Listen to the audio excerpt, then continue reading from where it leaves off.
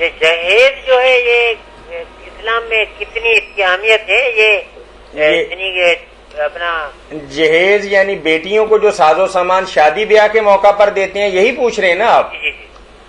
جی فرمائیے۔ جہیز کے بارے میں تو اب اس بارے میں بھی فرقت و تفریق ہے ہوگی۔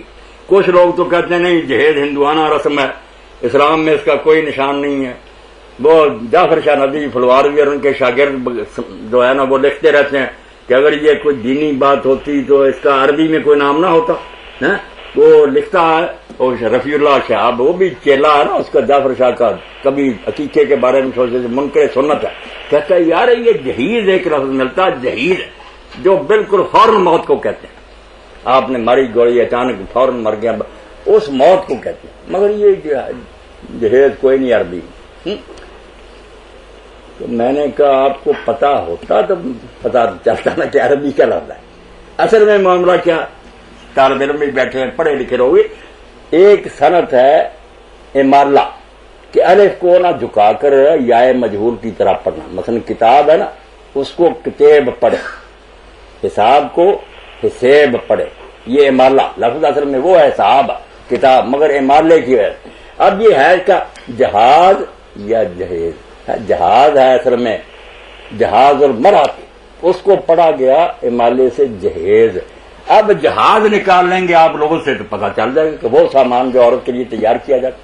پھر آپ کو نسائی شریف میں مل جائے گا باب کہ تجہیز اور مرا، سامان دینا بچی کو، وہاں نبی علیہ السلام کا ذکر آئے گا۔ اب یہ کہتے ہیں نہیں حضرت علی سے پیسے لیے بغیر بناوٹی باتیں کرتے ہیں، کوئی پیسے نہیں لیے نہ کوئی بات، وہ الگ بات تھی کہ علی تیرے پاس کچھ ہے مہر دینے کے لیے؟ انہوں نے کہا اور میرے پاس تو کچھ نہیں، یہ درا ہی ہے جو میں یہ ڈھال ہے میرے پاس، تو آپ نے بیچ دو کچھ نہ کچھ تو پہلے فاطمہ کو، وہ مہر دینے کی بات۔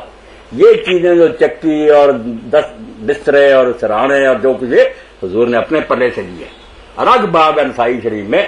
اور یہ الفتح الربانی بھی جو ہے تدوین اس میں دیکھیں، عورتوں کا جہاز، جہاز اس کو کہتے ہیں، اسی سے تجہیز بنا، یہ ہے نا میت کی تجہیز، وہ بھی سامان کفن اور سارا کچھ کرنے، اصل میں سامان تیار کرنا۔ جہاز لفظ ہے وہ جہیز بولا جاتا ہے، حساب جیسے اور کتاب۔ علم سے بات آتی نا، خواہ مخواہ لکھنا شروع کر دینا تو ہے جائز، بالکل ٹھیک ہے، مگر دوسری طرف یہ ہے کہ لوگ قرض لے کر اپنی وسعت سے بڑھ کر نانگن منہ کی خاطر تباہ ہو جاتے ہیں، وہ بھی گناہ۔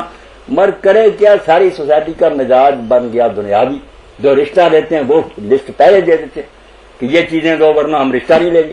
سارے جو دین سے ہٹ گئے انہوں نے یہ پریشر ڈالا ہوا بچیوں والوں پر کہ دو گے، وہ بیچارے اس لیے اپنی استطاعت سے زیادہ خرچ کرتے ہیں۔ یہ بھی ناجائز حرام کھانے والی بات ہے کہ زبردستی ان سے زیادہ لے رہا ہے، مگر اپنی خوشی سے اگر کوئی دے تو یہ کوئی ہندوانہ رسم نہیں، عربی کا لفظ ہے، دین ہے جائز۔ درمیان میں ایک مقولہ اور جملہ یہ آ گیا کہ جو کچھ ہم تو جہیز کے قائل نہیں ہیں، ماں باپ یہی کہتے ہیں لڑکے کے، لیکن وہ کہتے ہیں کہ جو کچھ آپ نے دینا ہے اپنی بیٹی کو دینا ہے، ہمیں تو نہیں آپ دے رہے، لیکن مطلب کوشش ان کی یہی ہوتی ہے کہ وہ زیادہ سے زیادہ دیں لیکن بیٹی کے حوالے سے دیں۔ یہ حسن طلب ہوتا ہے مانگنے کا ایک اچھا طریقہ کہ صاف مانگنے کی بجائے اس طرح کا ہوتی ڈیمانڈ ہی ہے۔